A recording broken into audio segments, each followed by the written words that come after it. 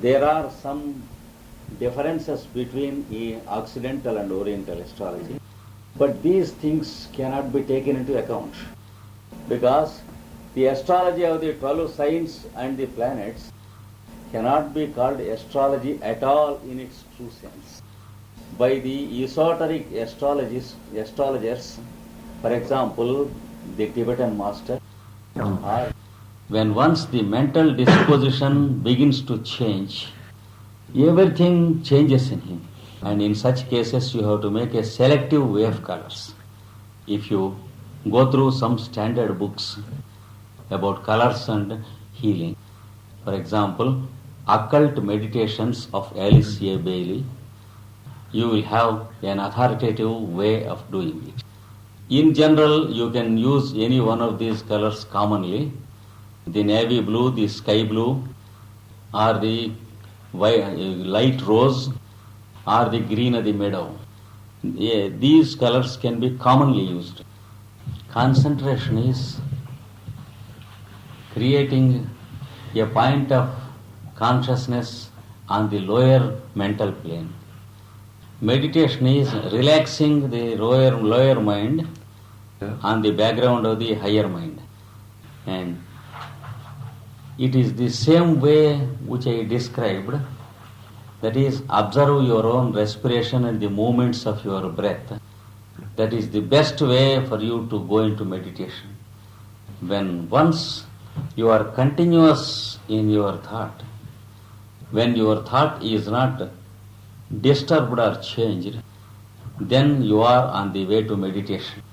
And when afterwards you enjoy an idea or a thought without the remembrance of the names of persons and objects or the relationship with those persons, then it is true meditation.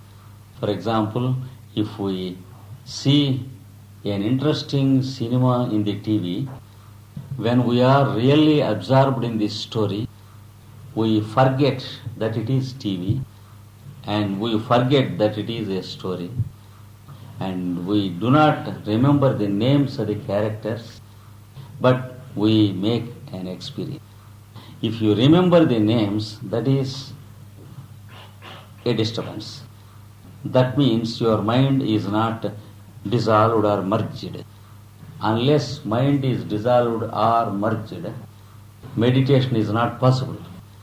The more detail you begin to remember about the object of meditation, means the more it is impossible for you to meditate. For example, a person has asked me, "Sir, I am doing meditation for a long time. I am going into samadhi daily. But how to know whether it is nirvikalpa samadhi or savikalpa samadhi?" He knows two types of samadhi. He remembers the difference between the two types of samadhi, the difference according to Patanjali. And when he remembers all these things while meditating, how can you call it meditation? It is only an idea of meditation with all the differences of various meditations put together. Can a catalog be an article? Can a photograph of the dinner be a real dinner? Similarly, an idea of meditation can never be meditation. The idea should not disturb us. The idea exists in the mind, and mind should go before you experience meditation. That is what is given in Patanjali. So, when you do not remember the names or the relationships of persons or things, les relations entre les personnes, when your experience is continuous and the details of the experience make only one continuous experience, and when no detail exists independently, then it is true meditation. Prayer is the invocation to go into meditation. our beginning or attempt to go into meditation is prayer. Our vocal prayer and mental prayer include some sentences and their meaning, carrying some thoughts. And the thoughts lead us to one thought, and they lead to an attitude, and they disappear, and then meditation is the result. What a piano is to a musician, prayer is to meditate. Prayer is what you do and what you begin with, and meditation is what happens in you. Microbiotic diet is undoubtedly the healthy diet that should be prescribed. As many varieties of microbiotic diet as possible should be practiced, and the number of cooked articles should be reduced. Uncooked natural foods should be increased, and especially in the case of legumes and roots and fruits, we should make it a point that as many of uncooked and fresh articles as possible are to be assimilated. As many fresh fruits and foods as possible should be procured and assimilated.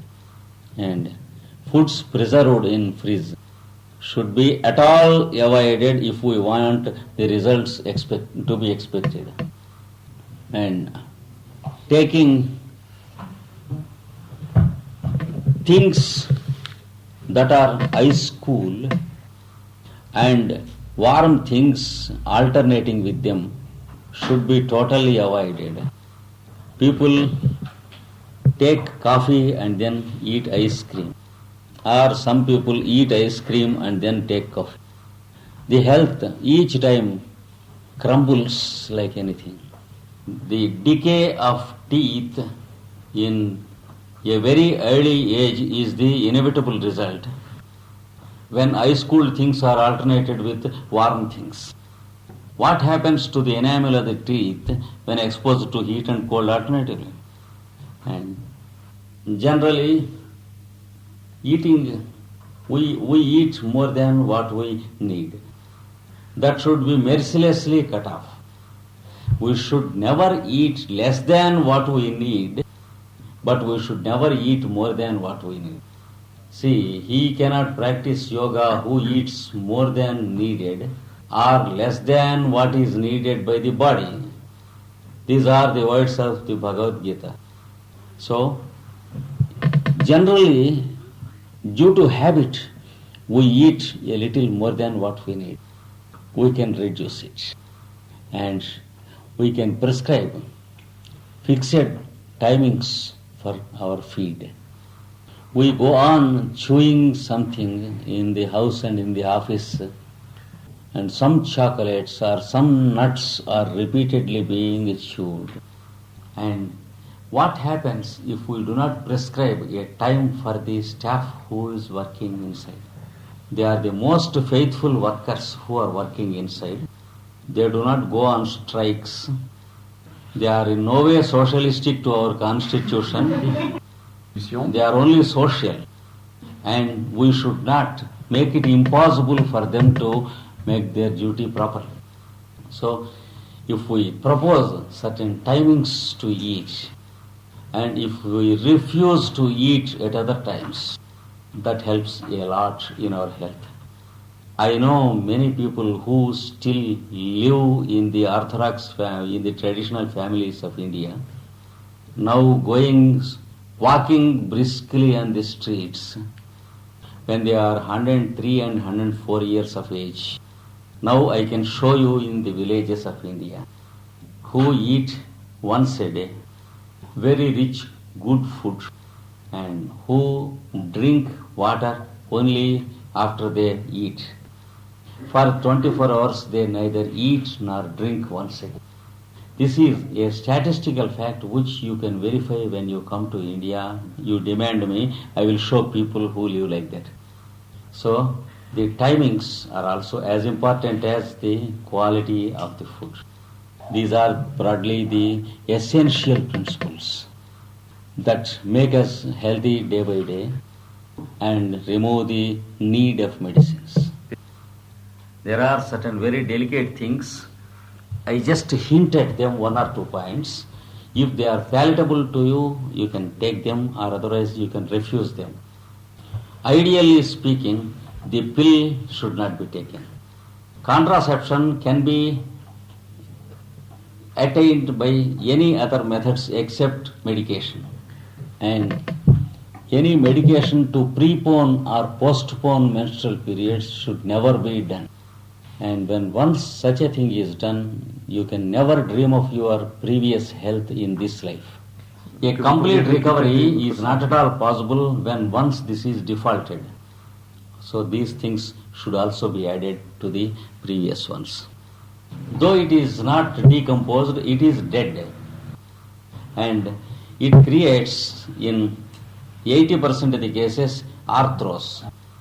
You know the percentage of patients of arthros in the Occident, and if you go to India or Africa, go into the uncultured regions and the villages, you will be surprised to see that there is no arthros. And the rheumatic arthros condition is 0.02% in India. The reason is the use of frozen foods. Anything not fresh is not conducive to health. Yes, fresh vegetables, if cooked, should be eaten cooked.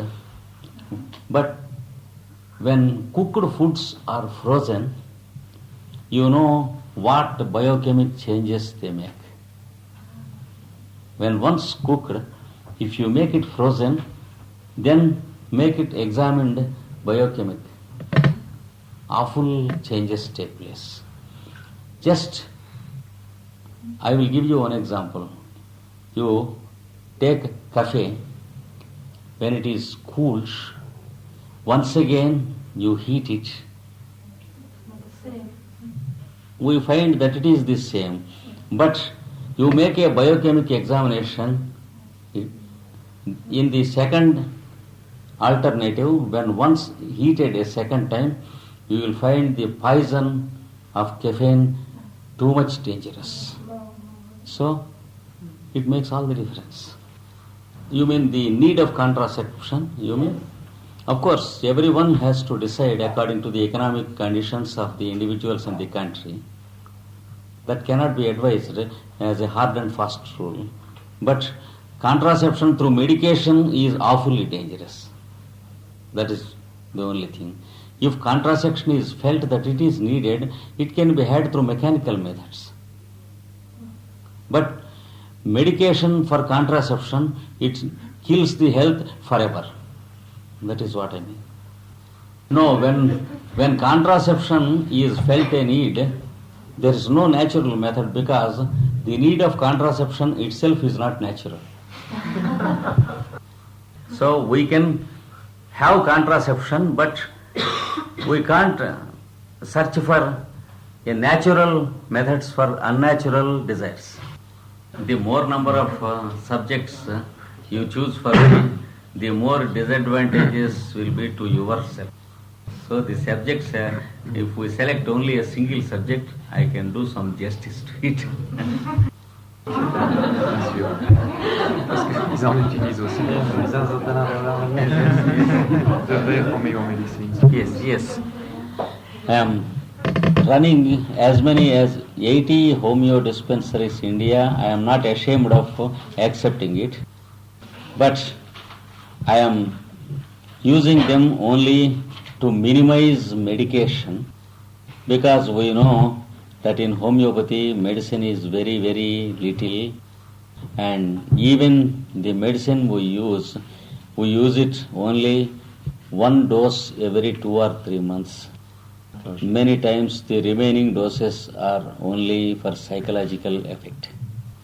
And in certain cases where we feel that medicine is not necessary, we keep the patients only on placebo, and the attempt of the patient to cure makes cure himself. We have many cases on record that are completely cured like this. So by dispensaries we mean homeo dispensaries where we do such type of medication that it is minimum, and after 5 or 6 years of treatment the patient requires no medicine at all except 3 or 4 times in the year. So we will teach him how to do it and then send him home. That is how we are doing for the past 15 years. A mantram has its effect only in its sound, not its meaning. If at all any meaning is given to a mantram, it is only one of the 7 keys of the mantram. That is to keep our mind attached towards the required effect. And it is only to stimulate the mind into meditation that the meaning of the mantra is used. When the meaning is important, it is called a sentence. But when the meaning is also one among the many vehicles to lead to the required effect, it is called mantra. If meaning is important, it is called sentence. If the required effect is important, it is called mantra. That's the difference between a sentence and a mantra. And as far as the meaning of our mantra is concerned, in Sanskrit, so means he. Ham means I am. Soham means I am himself and he is myself. That is, the breath I am taking in is called I am after it crosses the nostrils. But again, when it crosses the nostrils and comes out, it is known in third person. We call it he, she, it. For example, if we mean some oxygen here, we call it oxygen. If we take it inside, we utter I am. If we are walking, we don't say I am walking along with the air I am breathing. If I show you water, this is different from myself. If I take a little water and while going I say I am going, I don't say myself and the water are going. Je ne dis pas Similarly, air that has crossed the nostrils inside is called I am. The air that has crossed the nostrils outside is called he, she, it. So, the demarcation between objectivity and subjectivity, which is false and which is only mental, is crossed by this mantra. And it opens the energy centers in everyone and makes a direct contact of the magnetism of two people. It establishes the same relationship between two people as the radio transmitting station is to the radio set, receiving set. This is one way of doing, I told you. And I also told you there are many ways of doing it according to one's own guru. Oriental and Occidental ideas are religious, whereas Christ or Buddha or Krishna are concepts that are not religious. Do you believe that Christ was a Christian? Do you believe Krishna was a Hindu? Do you believe that Buddha was a Buddhist? So, it is not healing is not a matter of religion. Healing is a matter of advanced science, which is universal. And those who healed in the ancient days, they were never prisoners of a religion. Christ, had he been a church Christian, he could not have healed.